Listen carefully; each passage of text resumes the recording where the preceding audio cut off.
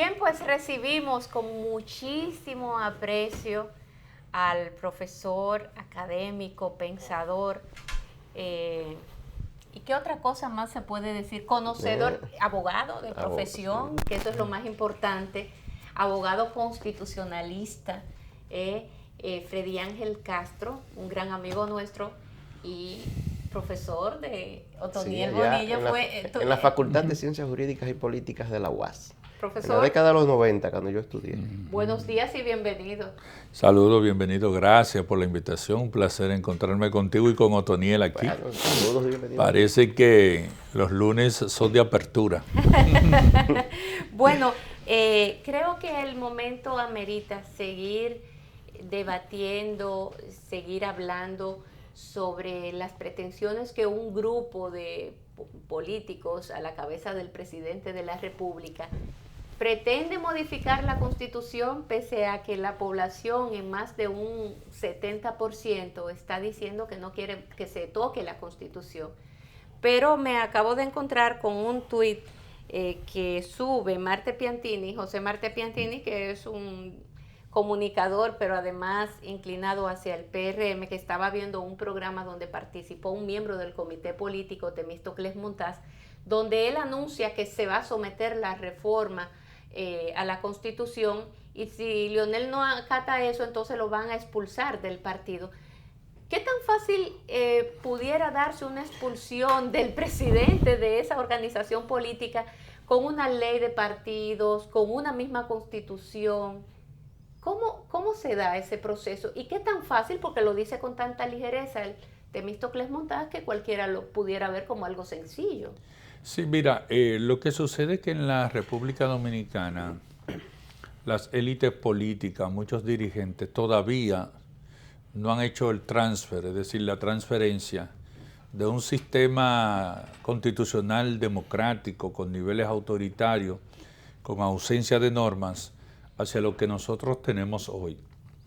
Lo primero es que la Constitución de la República hizo de los partidos políticos entes de base asociativa, privada, pero con un interés público.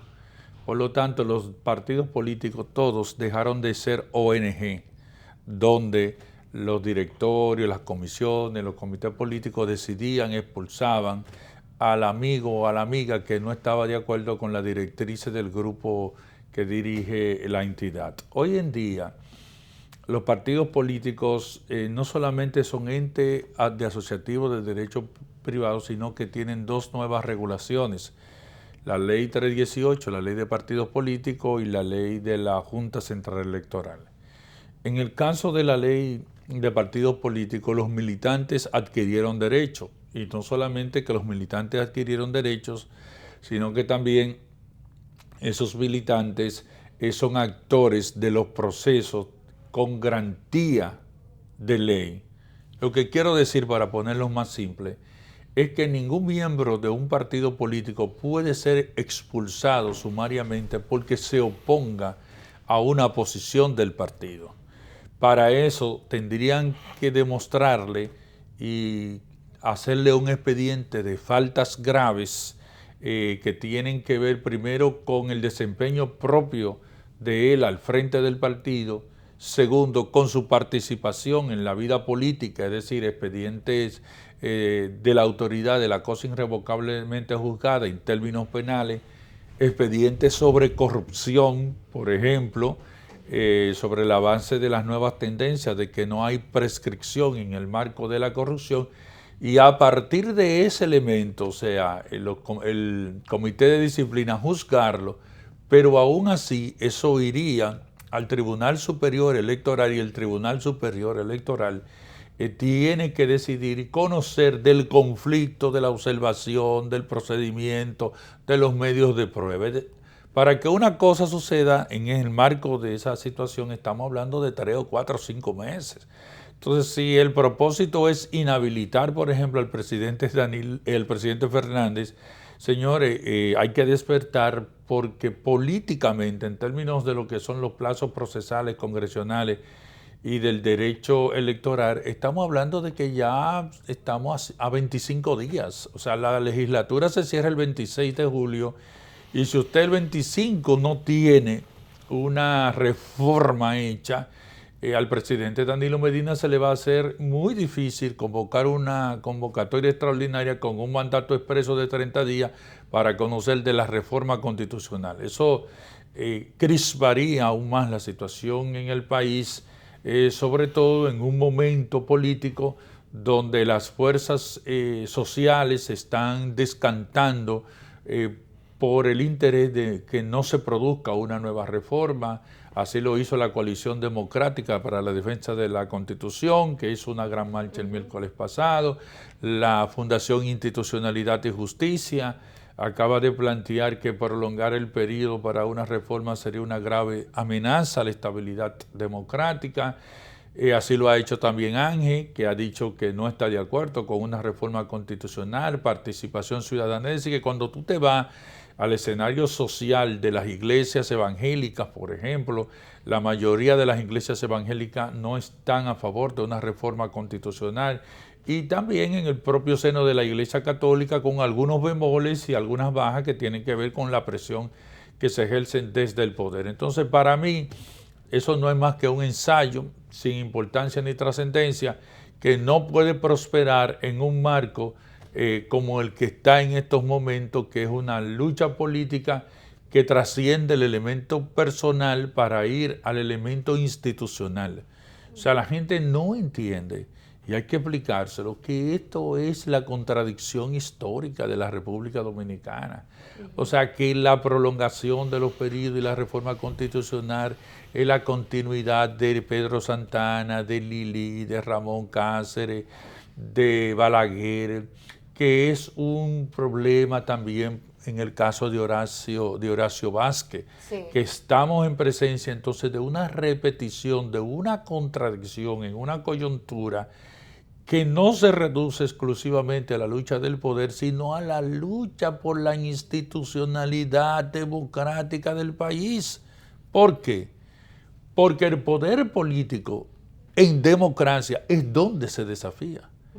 En el absolutismo y en la dictadura, el que desafía el poder político sabe que la respuesta es el exilio o la muerte, pero en la democracia es donde tú tienes y se desafía el poder político. Por eso la esencia de la democracia no es más que la constitución de los elementos de la separación del poder, donde los poderes hacen pesos y contrapesos según la mejor teoría de la división de ellos. Cuando un presidente en el poder pretende anular los otros poderes, entonces estamos en presencia de un golpe de Estado constitucional. Pero ya se anuló otro de los poderes, porque ahora mismo el Congreso está siendo ocupado por fuerzas militares.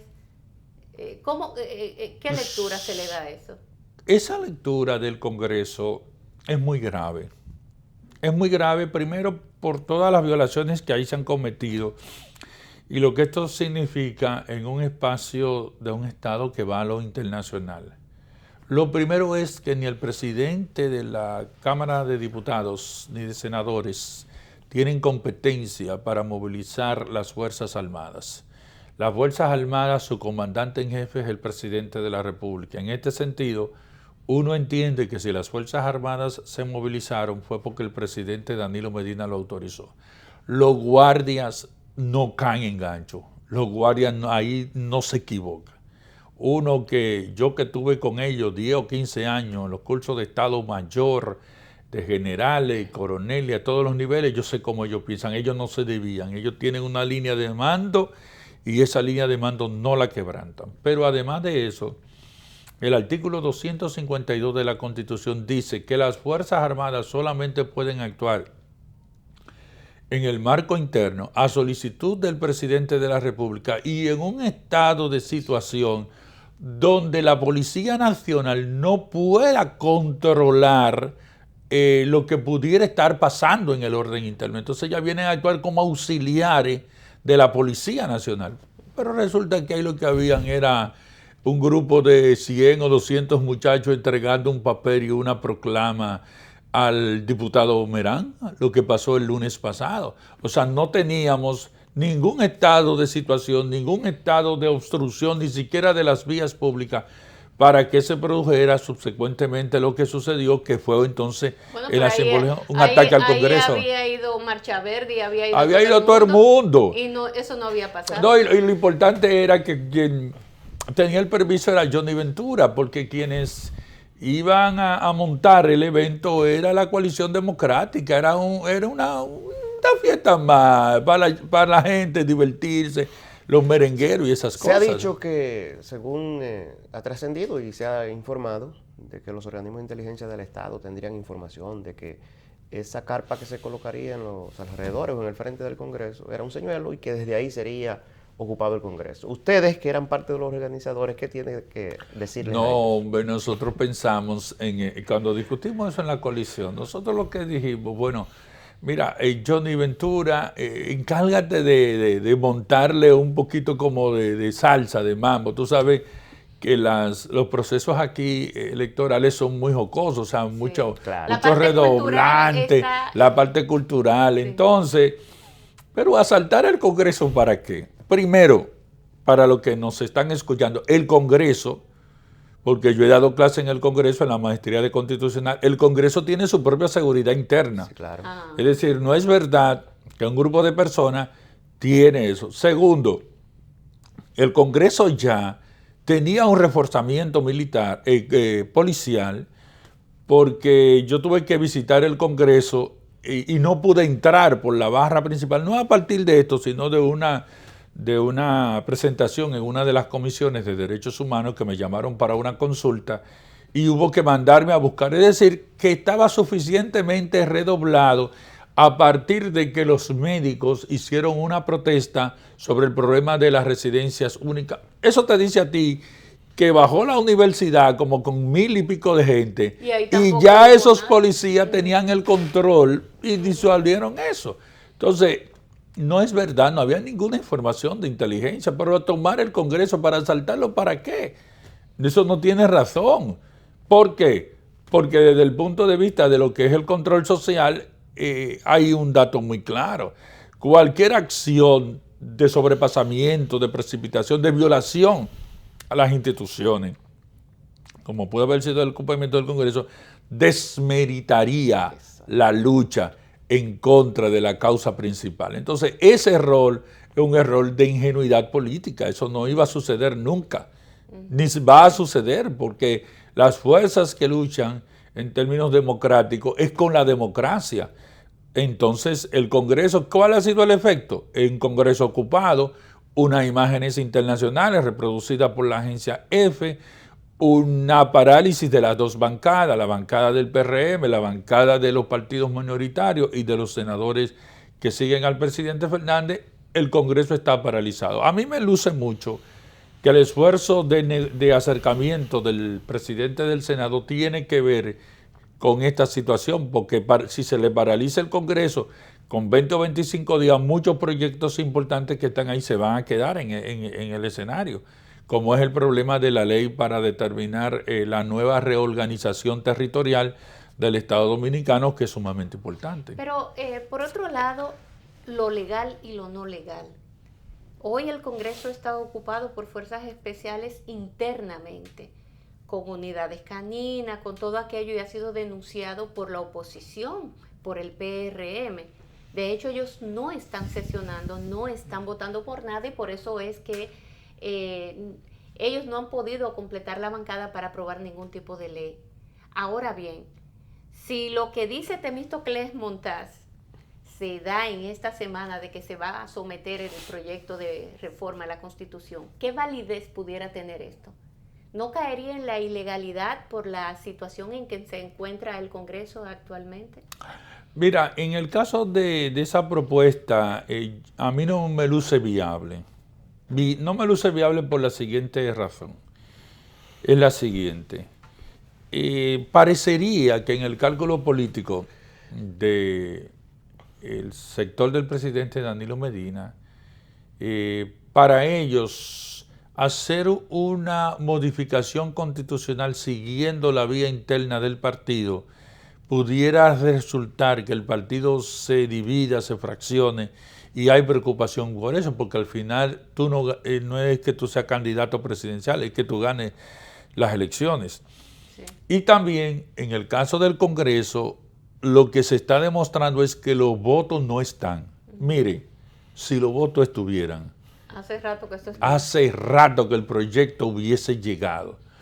Uno, que maneja información de importancia en los círculos donde uno se mueve, aún a uno de los diputados que recibió el documento de la coalición en la noche lo llamaron para una reunión y lo que le dijeron es, ¿qué es lo que usted quiere? No están los votos en el Congreso, no es verdad, no están. Y no están porque de alguna manera el problema de la reforma a la Constitución para la oposición política es una aventura desde el punto de vista institucional, porque la reforma de la Constitución pudiera traer lo que yo llamo el silencio constitucional.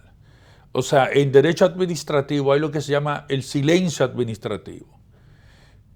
Pero en el derecho constitucional, el silencio constitucional llevaría a un escenario siguiente. Ajá. Primero, que se modifique la Constitución. Segundo, que la Constitución entonces no diga nada respecto a los límites temporales del poder. Es decir, que no diga son 2 periodos y uno sí, 2 y uno no, y se establezca una ausencia de norma, que no diga nada a la Constitución. Entonces tendríamos el modelo de 1966, que es el modelo de Balaguer. Claro. Balaguer nunca estuvo impedido constitucionalmente de ir, porque la Constitución tenía un silencio constitucional. Y el otro elemento también, para la oposición política que puede ser peligroso, es una hipótesis que se está comenzando a barajar. Ajá. La posibilidad de reducir la primera vuelta del 50 al 40. Eso, en caso de un escenario de crisis, lo que buscaría es reducir el margen de la primera vuelta con la que usted puede ser electo presidente de la República. Increíble. Entonces, esas fórmulas que son reveladoras y que no se han socializado mucho, pero que nosotros tenemos información, también hay que prestarle atención, porque eso es lo que quiere decir que un impacto negativo, vamos a suponer, en términos de popularidad y la actitud que pueda asumir el presidente Fernández, buscarían amainarlo reduciendo un 10%, un 15% de la preferencia y de la exigibilidad. Por eso la oposición política tiene que tener cuidado, porque no solamente puede tener problemas en el ámbito de una coyuntura como esta, sino que pudiera venir un silencio constitucional y una reducción de cuota para obtención de mayoría en la primera vuelta, que evite ir a una segunda vuelta. Entonces, en ese escenario también hay una complicación. Pero todo esto es un trabajo de laboratorio político. Lo que yo estimo, veo y visualizo es que hay una sociedad que está empoderada, que el debate en el escenario nacional de la reforma constitucional perdió, y que declaraciones abiertamente de soborno, de testaferrato, de sicariato, todo eso lo que está constituyendo son elementos probatorios en base a la ley 155.15, la ley de lavado de activos, donde una coalición de funcionarios pudiera estar siendo sancionado hasta con pena de 20 años. ¿Por qué? Porque estamos en un escenario donde, lo decía Otonier, la corrupción en términos prohibitivos a nivel convencional, con la convención de la OEA, la ley de lavado de activos, probablemente la aprobación, si se regulariza el Congreso, de la ley de extensión de dominio, más la vigencia de los tipos penales que nosotros tenemos, muchos de esos diputados que están haciendo esas declaraciones públicas no saben que se están preparando su propio expediente para ser probablemente encausados en términos posteriores. Usted decía, entre muchas cosas importantes que ha señalado, que a los promotores de una segunda reforma constitucional consecutiva para extender el mandato, la posibilidad de presentar al presidente Danilo Medina como candidato. Le quedarían unos 25 días, 26 días porque se cierra la legislatura. También dijo que los votos a este momento no dan. No están los votos que si ya existieran lo hubiesen sometido. ¿Qué puede cambiar en 25 días? Primero, en 25 días, desde el punto de vista de lo que se ve venir, yo creo que las delaciones premiadas del caso Odebrecht, con este ingrediente que es la joya de la corona, era el diamante del sol naciente casi, que Punta Catalina ha quedado sin nada, ha quedado muy marcada. Y ya no se trata de especulación, se trata de que hay hechos concretos donde hay gente que ha renunciado, la situación del administrador del Banco de Reserva, la situación de Andy Dauager y las informaciones que uno tiene de acceso privilegiado con abogados, donde han planteado claramente que falta más gente. O sea, que hay problemas ahora mismo en el seno del equipo estratégico de la reelección, hay problemas sumamente graves. ¿Y qué puede pasar hoy? ¿Qué puede estar pasando hoy? Que se ordene, y usted lo sabe mejor que yo, que se pueda ordenar una instrucción complementaria sobre la base de nuevas investigaciones. Entonces, eso es difícil. Manejar esta situación con todo lo que está significando el caso Odebrecht para montar el proyecto de reelección no es tan fácil en ese escenario político actual. En un escenario político actual donde el presidente Leonel Fernández ha dicho que no es un problema personal, que es un problema institucional, la defensa de la Constitución, y que la defensa de la Constitución está por encima de sus propias aspiraciones personales y de sus propias candidaturas. En este escenario, ir al comité político a tratar de imponer una decisión y posteriormente hacerlo a raíz de ordenar a los dirigentes a que voten, no están dadas las condiciones diferentes al 2015 por otra razón. En el 2015, para las elecciones del 2016, el pacto fue el 4x4. 4 para Danilo y 4 para todos los diputados. Pero ¿qué resulta? Que ahora todos los diputados y todos los senadores tienen que batir el cobre.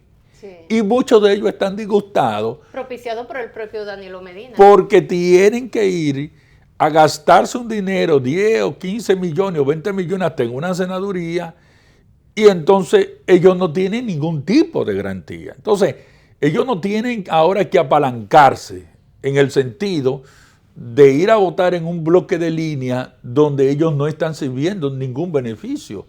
Y eso también es un problema para el propio comité político, que sabe que hay diputados y que hay senadores que le hubiese gustado que hubiera una reserva de ley, como debió ser en casos importantes. El PRM lo hizo, el PRM sí pudo, sí tomó la decisión para un poco blindar a sus diputados, claro, tratar de blindar a sus diputados y que no se vendan tan fácilmente. Claro, que no se lo compren. Sí. Eso el PRM ahí actuó inteligentemente, no necesariamente democráticamente, pero sí inteligentemente con una coyuntura política. Claro. Entonces no estamos a la vista de que pueda surgir ninguna variable que modifique el escenario actual para una modificación constitucional. Finalmente, profesor, usted habló ligeramente del tema Odebrecht y una segunda etapa. Reabrir el caso, ¿qué implicaciones tendría? Los cuestionamientos que está teniendo el actual procurador de la República, porque aparentemente él ocultó informaciones, la desaparición incluso de la famosa página 14, en fin, ¿hasta dónde llegaría esto? Brevemente, ¿no? O el inicio de toda esta segunda nueva etapa del caso Odebrecht. Mira, es como te decía, pudiera venir una instrucción complementaria 2, pudiera venir una nueva apertura de juicio por un nuevo proceso sobre las responsabilidades de tipo penales de sobornos, de ilícitos que se cometieron. Y de alguna manera, yo pienso que en este caso el Procurador General de la República tiene graves responsabilidades, porque hasta ahora se asume que el Procurador General de la República tenía estas informaciones.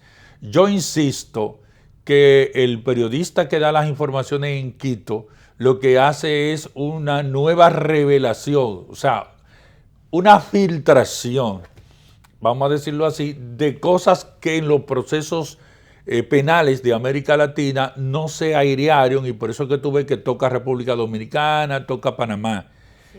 En la República Dominicana habría que determinar entonces si aparte de lo que se le financió por consultoría o situación que Andy tendría que demostrar, ¿dónde fueron a parar los otros 36 millones de dólares en Punta Catalina? Hay quienes dicen que lo del administrador del Banco de Reserva es simplemente... El subadministrador. El subadministrador del Banco de Reserva es simplemente un heladito. Claro. En tiempo de calor, que lo más grande todavía no ha salido. Bueno, claro, si faltan 36 millones no es para menos, que lo grande no ha salido, y se habla incluso de 2 ministros de este gobierno. Gracias al profesor Freddy Ángel Castro por acompañarnos esta mañana en esta parte final, una conversación interesantísima. De una persona que por el círculo en el que se desenvuelve goza de grandes informaciones y además tiene una cabeza bastante bien amueblada. Así es, y dio ahí algunos indicios de que tiene informaciones sensitivas, pero ya eso será en otra oportunidad. Sí. Y a ustedes les agradecemos porque nos hayan acompañado, les reiteramos las gracias al doctor Freddy Ángel Castro por haber venido. Y mañana ustedes continúan con Lindsay Casajara y nosotros, Dios mediante, nos vemos el lunes. Dios mediante.